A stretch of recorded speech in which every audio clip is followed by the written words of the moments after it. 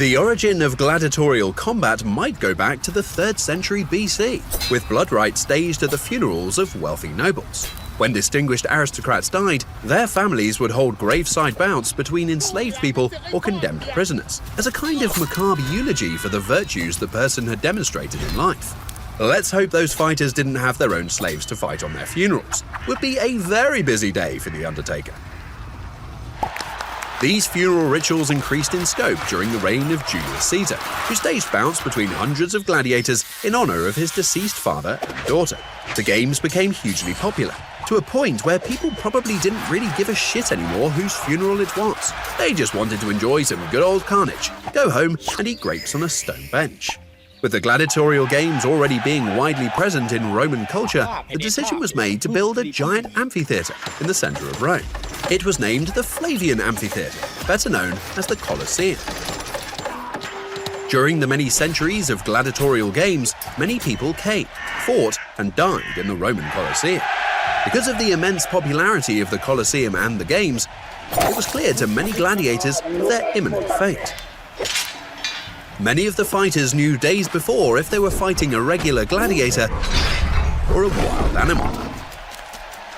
Therefore, your survival chances as a gladiator strongly depended on your status. There were some people who chose to be a gladiator, but most of them were enslaved people or prisoners of war. If that was the case, your chances of survival could be, well, not so good. Criminals were also sent to the Colosseum to earn their freedom. This might sound promising, but you can probably guess where this is going. These fighters had little to no value, and were mostly slaughtered by better trained opponents. Or they became a bestiarius, meaning they were eaten alive by lions, crushed by elephants, or just died from their wounds while recovering.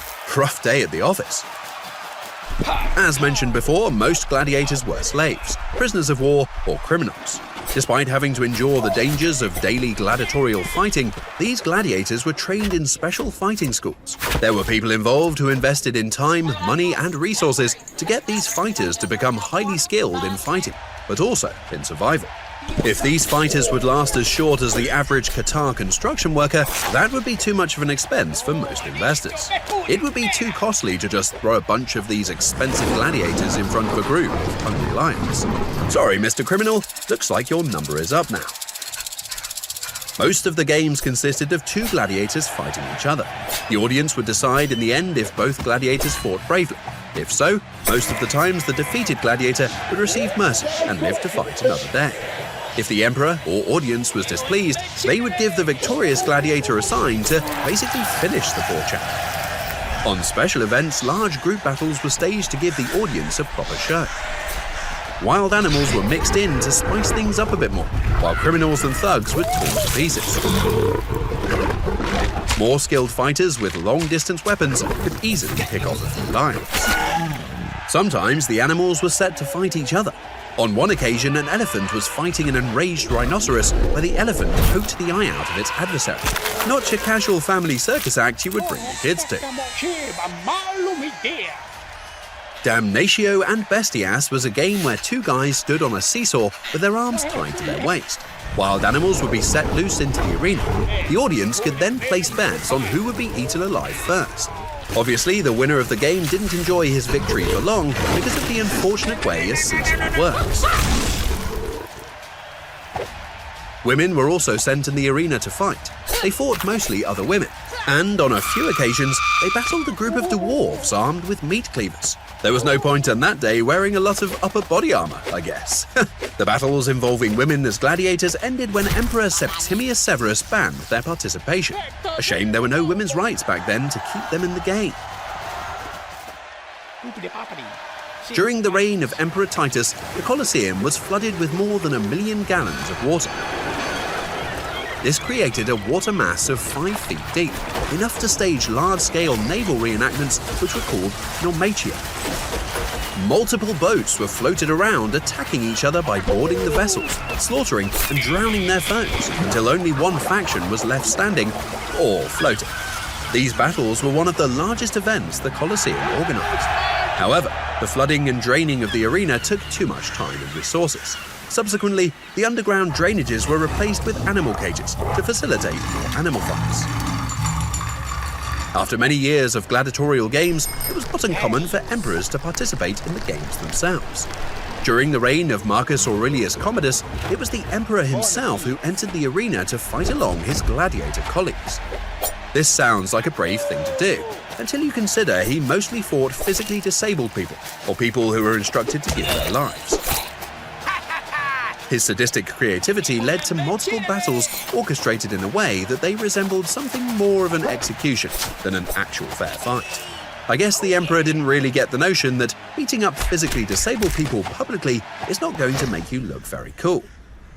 While most people who died in the Colosseum were slaves, criminals, or prisoners of war, there were also Roman citizens who voluntarily became a gladiator.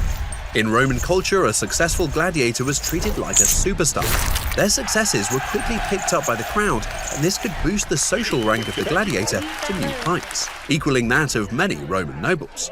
They would enjoy the presence of women, since they were looked upon as the embodiment of the ultimate Roman sex symbol. Because the profits earned from battles increased alongside the improved status of the gladiator, these fights would only be reserved for specific events and would not be exposed to any unnecessary dangers. If the fighter was defeated, he still had the advantage of potentially having the crowd on his side. For any judgment call with a thumb up, thumb closed situation, this could be handy. Nevertheless, the true dangers of living a life as a gladiator were not to be ignored. Over time, many of these fighters even formed unions with their own elected leader. When a warrior fell in battle, these groups would ensure that their comrades received a proper funeral, including a grave inscription honoring their achievements in the arena. If the deceased had a wife and children, they would also see that the family received monetary compensation for their loss. When you think of gladiators, I bet you are not instantly thinking of life insurance policies. But there you go. With over hundreds of years of gladiatorial games, some estimates put the total kill count of the Roman Colosseum around 400,000 souls. While most of the people that entered the arena as a gladiator would eventually die, in a few cases, gladiators did earn their freedom and set foot outside the circular walls as a free man or woman. Despite the hopes of being one of the few to survive as a gladiator, for some, the attraction of the Colosseum itself, the games, the dangers, its victories, and overall the mighty roar of 50,000 people screaming their name would truly be their one and only destiny.